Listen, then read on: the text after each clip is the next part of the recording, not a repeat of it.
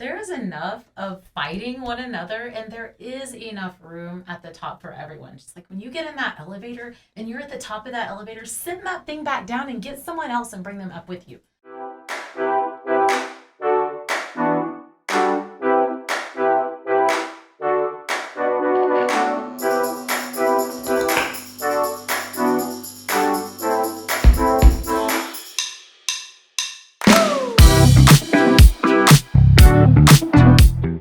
Hi there, I'm Casey Farmer here with the Build with BBB podcast, interviewing Amy Singleton with Height Digital Norman, accredited business owner and 2022 Woman of Integrity winner. Amy, welcome to the podcast. Thank you for having me, Casey. Pleasure to be here. Yeah, so let's just kick it off. One thing that I've always admired about you, Amy, is you are who you are and you do it on purpose, and you show up for your community, and you're proud to be a woman business owner. So what advice would you give to other aspiring women in business or women entrepreneurs? Well, if they're anything like me, they're probably worried about being perfect all the time. Like how timely with the Barbie movie coming out and the absolute diatribe that America Ferrera went off on about how hard it is to be a woman just in general. So add being in business on top of that, and we cannot be perfectionists. You have to understand that you cannot be everything to everyone. You want to have this perfect plan out in front of you where you absolutely know where your next foot is going to go. That's how I was. And it cannot be that way. It can be that way in a lot of areas of our lives, but in business, it's just not that way. You have to do the thing, and you have to do it scared. I get called fearless a lot, and that is absolute bull. I am terrified all of the time. I'm just doing it, but I'm doing it scared. How did you arrive there, though? Like, how did you decide, practice? How did you decide this isn't worth it anymore? Like, I just need to go for it. Results come when you just take action. You have to take absolute massive action. So, just avoiding the thing and thinking about doing the thing and planning about doing the thing and asking your friends about what do they think about you doing the thing, and maybe, writing about the thing. Nothing makes the thing happen like doing the thing. And so when you finally start taking that leap and doing something, and then you get a result and you're like, oh. So, it's almost like training a dog. You have to train yourself with those positive things that happen. And those positive things have only happened for me when I took massive, imperfect action. You talked a little bit about asking your friends. Yeah. So, how much is too much feedback, right? Like, at least for me, especially early on in my career, I found that I would ask for so much feedback to the point where I would be crippled by decision fatigue. Yeah. What did that look like for you? So that's a lot to unpack. It is like a whole episode in itself. Yeah. But so I think there's kind of two categories, right? Like there's the person who doesn't ask for any feedback and keeps everything under their bushel and doesn't talk about what they're going to do. And then there's the person that wants to talk about it to everybody. So I think the biggest piece of that is you said your friends. And one thing that you will have to absolutely accept when you launch yourself into the world of business is that the friends that you have now may not necessarily be the friends that you have in 6 months, 2 years, 5 years, 10 years from now, for sure. Because the thing your grandma liked to tell you, you are the 5 people you surround yourself with, they are not lying. That is the absolute gospel. So as you take on new and challenging things and you change and develop as a person, those people in your circle are not going to understand you. They're going to maybe cheer you on from the sidelines, but still not really be of much support because they just don't get it. Or they're going to be hating on you like, oh my God, why would you do that? Why would you quit your 9-to-5 job where you get a paycheck and benefits to do that thing that you're passionate about? That's never going to work, So I would just say cautiously ask for feedback. Definitely ask for feedback, but ask for it from people that you admire and look up to. Don't ask for it in a downward motion, and it's kind of hard to get into that conversation about up leveling your friends and the people around you, but it happens. I mean, it's not bad or wrong. It's just different. They're just on a different level than you. So ask someone who is a level above you or equal, not someone who's doing less than you. Does that make sense? Mm-hmm. Yeah. When it comes to, and I know this maybe wasn't exactly what we were going to talk about, but when it comes to finding I think you mentioned the word tribe, Yeah. or like the people in your corner, for somebody who's maybe like newer to an industry or new to Oklahoma, what kind of groups or places or people do you suggest talking to find those people? Twofold. So in your own local community, places like the BBB are a great place to start. Here's a little plug. Thank you. Your local chamber of commerce. There are loads of industry-specific networking groups such as BNI or Centersphere. Those are excellent, excellent starter groups to get in and start learning the trenches of business. Getting connected with, oh my gosh, okay, I need a tax planner. Now I need a marketer. Now I need an attorney. I might need all these resources that I have no idea what I need. And so that's the place I start. I started with my own local community resources of other people trying to do a similar thing that I was doing. That's the first one. The second one, when you get as early as possible, but these are typically buy-in groups. So masterminds, industry exclusive mastermind. So a networking group like a BNI group you're going to be the only realtor in that group or the only digital marketer, the only roofer in that group. Being in an industry specific mastermind group is a whole bunch of other people that are trying to do the exact same thing you're doing. So for Height, we actually sponsor a digital marketing mastermind group. So all of our franchise owners are in that group, but also we welcome other digital marketing agencies and other digital style agencies to come in, and collectively we learn together. We share the challenges and problems that we're having in our industry. We take our collective buy-in power and we hire coaches and people like Kevin Harrington from Shark Tank and John C. Maxwell, who spoke at our event last month. And we hire these experts and people to come in and teach us and lead us because we're always looking to be the stupidest person in the room. And that is the best thing you can do is find local groups that you can learn from about business in general and getting your word out there and practicing speaking in front of people and telling people what it is that you do, because that's terrifying if you haven't done that before. But then also that industry specific piece where you can learn from one another and learn from someone who's above you, who's done the thing that you are trying to do already. I have paid thousands of dollars for someone's expert opinion that moved me 5 years forward in business versus something like going back to school, wouldn't have ever accomplished in the way that someone who's actually done that thing that I want to do has taught. Mm-hmm.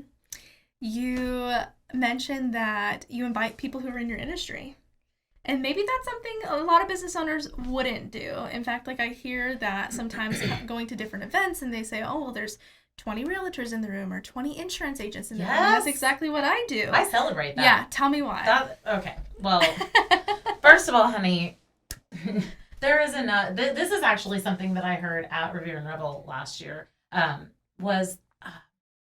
Someone said, one of the speakers said, there is enough of fighting one another and there is enough room at the top for everyone. Just like when you get in that elevator and you're at the top of that elevator, sit that thing back down and get someone else and bring them up with you. I promise you that if there are 7,000 realtors in the Oklahoma City metro area, which there are, and they're all doing pretty well, there's enough success for everybody because not everybody is going to be your right fit. Yeah, there's enough room for everyone, and you can learn from those people. You can share with those people, and I promise you that being collaborative will always pay off in your favor versus being combative. 100%. And it, you might even find, you might even find your tribe within those people. Like, oh yeah, you might find one or two business owners who are maybe doing the exact same thing as you, but they're willing to help because they've been where you've been or they're in the same position that you are. Yeah. That's what I love about you when you're talking about like your community at large. I think that's amazing. Yeah.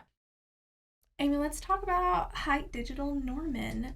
Tell me when, where, why you started your business, and then we'll talk a little bit about content, digital marketing, and all the fun things. Okay.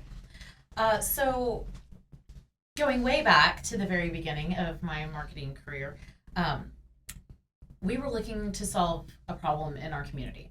I had been a registered nurse for many, many years, and my own health robbed me of that career. I cannot physically do that work anymore. My partner, Joseph, was working out of state, several hours away in a consulting position in the oil field, and he had owned several businesses over the years. So I had kind of some corporate experience with working for large brands and hospitals.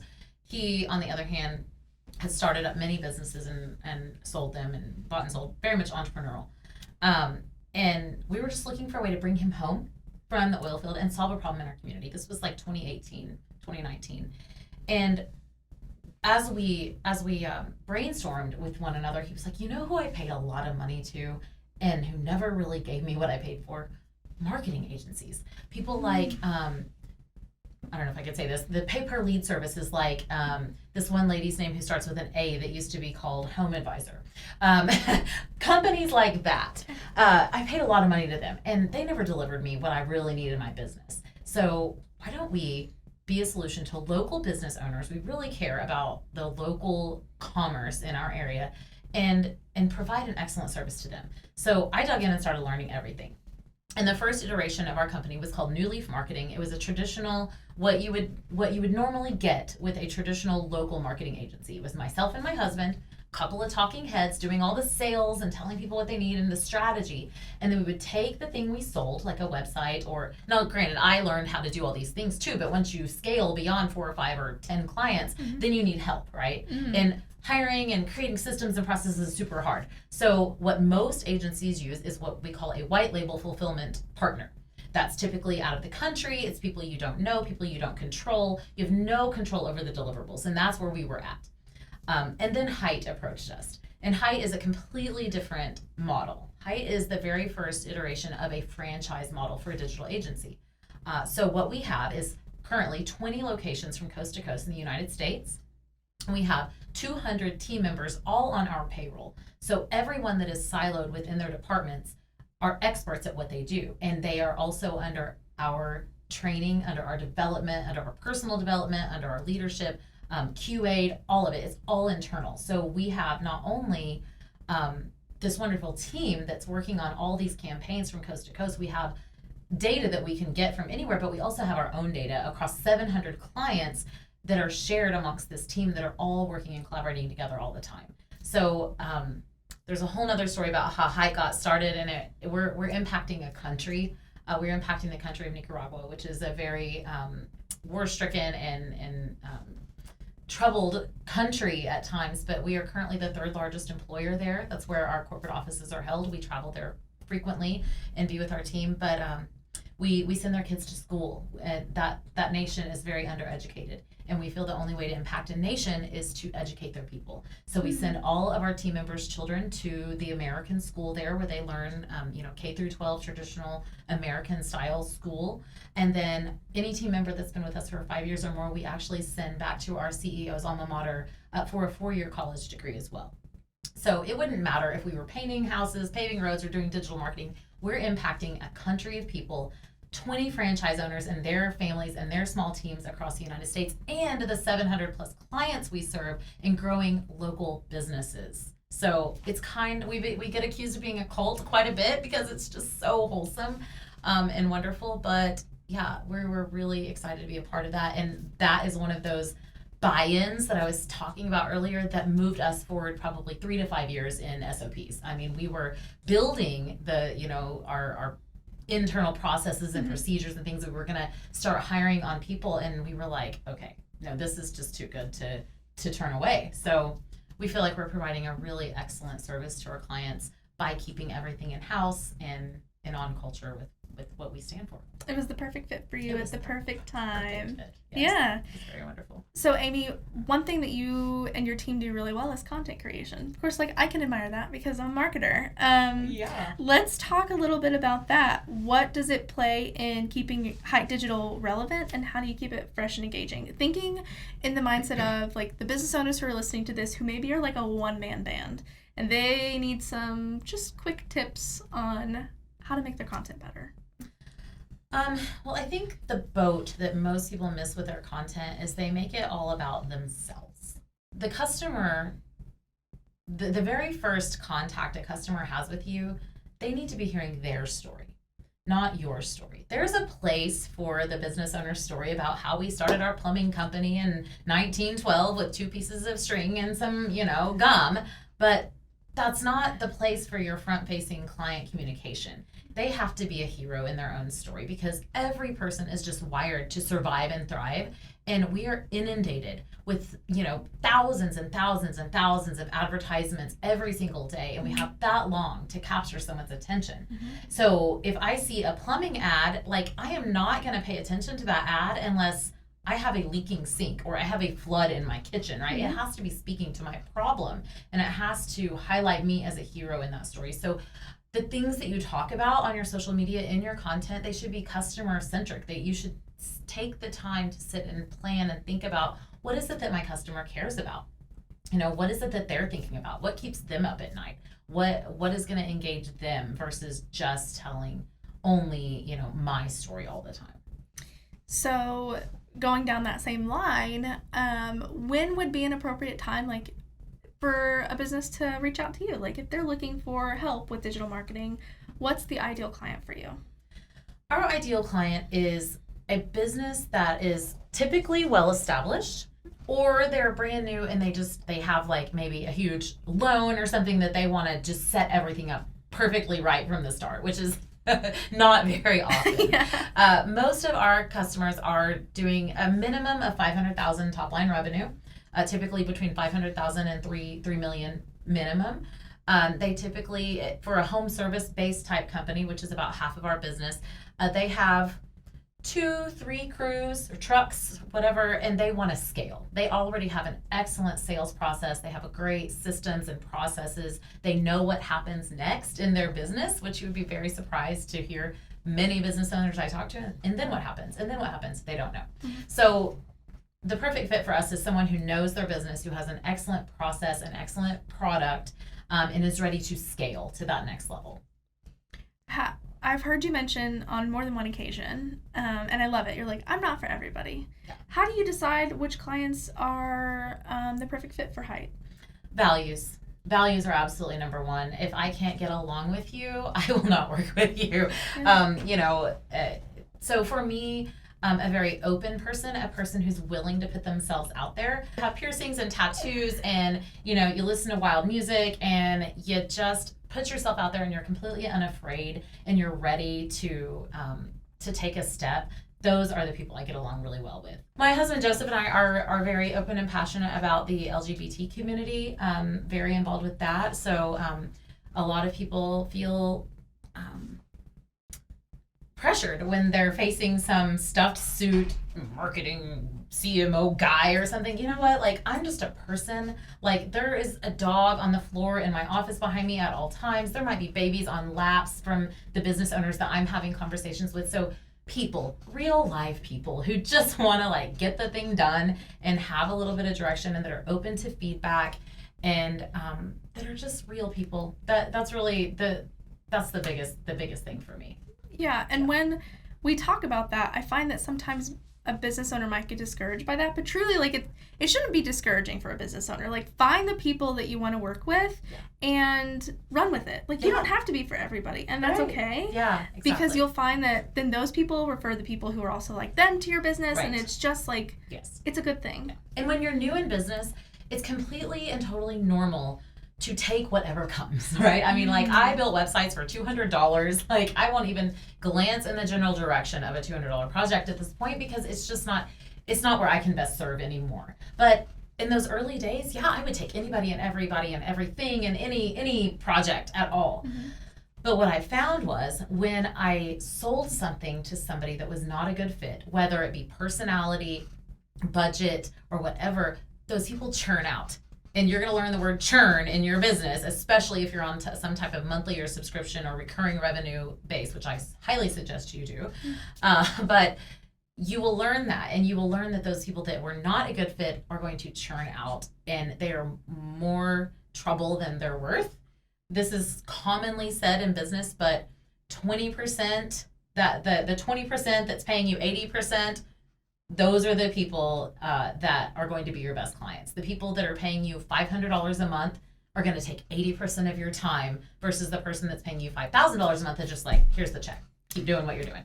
And going back to what you said earlier, those are the customers you need to focus on in your marketing. Yes. Because they want to see themselves in your marketing. They want to see like you're solving those problems. Yes. Yeah. So business owners, listen closely to these like wonderful tips and advice. It's going to be really helpful. I've seen and talked to business owners who maybe will attend one BBB event, and it's the first time I've seen them, and they're like, "Oh, I don't go to networking events."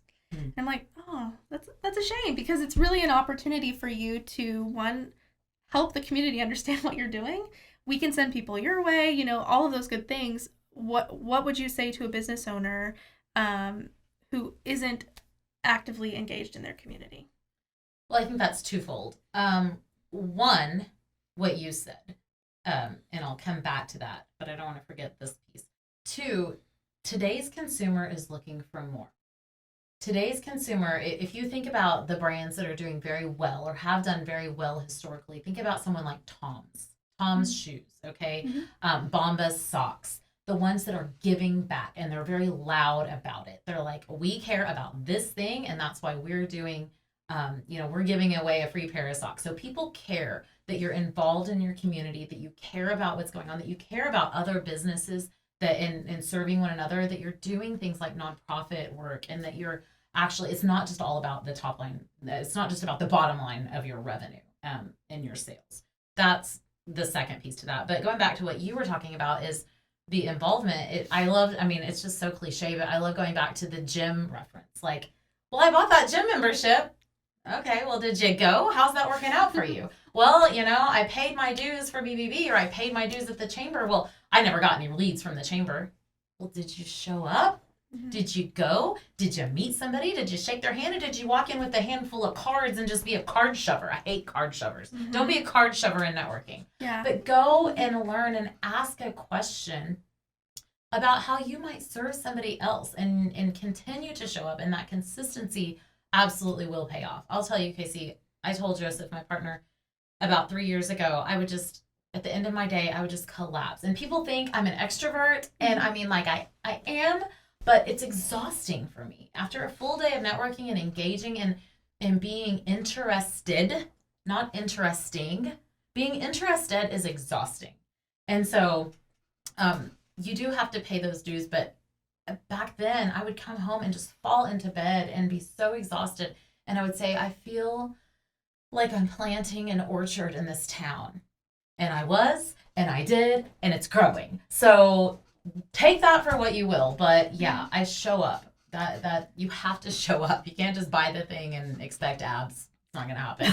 I was going to say, and like you said, it's planting seeds. And so maybe those conversations that you're having one-off now, they won't matter for 4 or 5 years from now. Yeah. But then that client comes back, and then they're a perfect fit for your business then. Yes.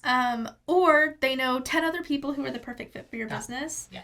I'm currently in conversation with a woman in Houston that I knew through I'm not kidding you guys. I knew her through like a crap talking Facebook group. I'm not kidding you. I knew her that way. Then she moved to Houston. I didn't even know she moved. And then the next thing you know, she's working for a $12 million a year trucking company, and they need marketing help. What do you know? She sent me a DM. Perfect fit now. Yeah. Neither one of us way back when we knew each other first were even in business, but staying connected to those people on social media, it is social. People think we're more disconnected than ever, and we're not. We're very, very, very connected. Okay, let's talk about Revere and Rebel, because I'm so excited. We are getting ready for our 3rd annual Women's Conference, and Amy, who is our 2022 Woman of Integrity winner, will be there on a panel with our first-year winner, Adriana, and Tina Evans will be moderating. Do you want to give a little teaser about what you'll be talking about? Or maybe what attendees can look forward to, since you've attended in the past? Maybe that would be helpful. Yeah, definitely. So Revere and Rebel was a women's business conference. So it was such a great opportunity to just get the perspective of other women in various stages of business. Just how all the topics were just so relevant. How to deal with teams, how to have confidence, how to make that offer, how to be a mom and a wife and a partner and a dog mom and the shopper and the cleaner and all the things. It's just such a nice opportunity to pause in the fall when it's like not hot and not cold, and a beautiful event where we can all just connect and kind of refocus for, the busy upcoming time of the rest of the year. It was just an excellent experience. So let's talk about your winning the 2022 award. What was that like the moment your name was announced? Oh my gosh, I was so completely shocked. I truly thought like maybe you get nominated and then like the next year you get nominated and then you win like the third year or something. But no, just the fact that someone saw me for what I'm trying to be, which is truly just a woman of integrity, keeping my word, doing what I say I'm going to do, giving all that I have, giving others permission to be themselves, moving people forward, believing in me, loving me. I think a lot of times we shun off that recognition, and this award was the very first time that I was able to accept a recognition and be really honored and humbled by it, but also take that on and go, you know what? Yeah, I am a woman of integrity. Like, I do what I say I'm going to do, and it's super nice to be recognized for that. So that honestly was the catalyst for so many other awards that have now come that you can see in my background on Zoom now. I mean, I've been on the cover of a magazine here locally this year, and so many other things have come from that opportunity and that exposure that gave me. And I'm so grateful for not only the recognition, but for me being able to internally reflect every time I see that award behind me and go, yep, keep doing what you're doing. It's working. You are a woman of integrity. And you're doing the right thing. You're on the right path. Congratulations. Thank That's you. amazing. So for any of our listeners who are interested, you can find information about Revere and Rebel on our social channels at BBB Central OK. You can connect with the real Amy Singleton. Is that your handle? That's it, at the real Amy Singleton. What's the best way to connect with you? Probably the very best way is my website, amysingleton.net. You can find all of my social handles. There's a form that you can submit there to just connect with me. You can apply to be on my podcast, Queen's Lead, there. All of my speaker bio sheets. So I'm doing public speaking now. I've given a couple of keynote speeches as well and speak on marketing and personal development regularly. So those speaker bio sheets are also there. So at amysingleton.net or at the real Amy Singleton on all the socials. Wonderful, Amy. Anything else you want to add for today's podcast? Man, if you're new in business, go out there, put yourself out there, shake a hand, give some value to somebody else, and don't be afraid to just go for it. Do it scared. Do it scared. Thank you. Yeah. Thank you for listening today. Be sure to follow along on BBB social channels on Facebook, LinkedIn, Instagram, and we hope that we'll see you at Revere and Rebel on September 20th at Moore Norman Technology Center, and we will see you in the next episode. Bye.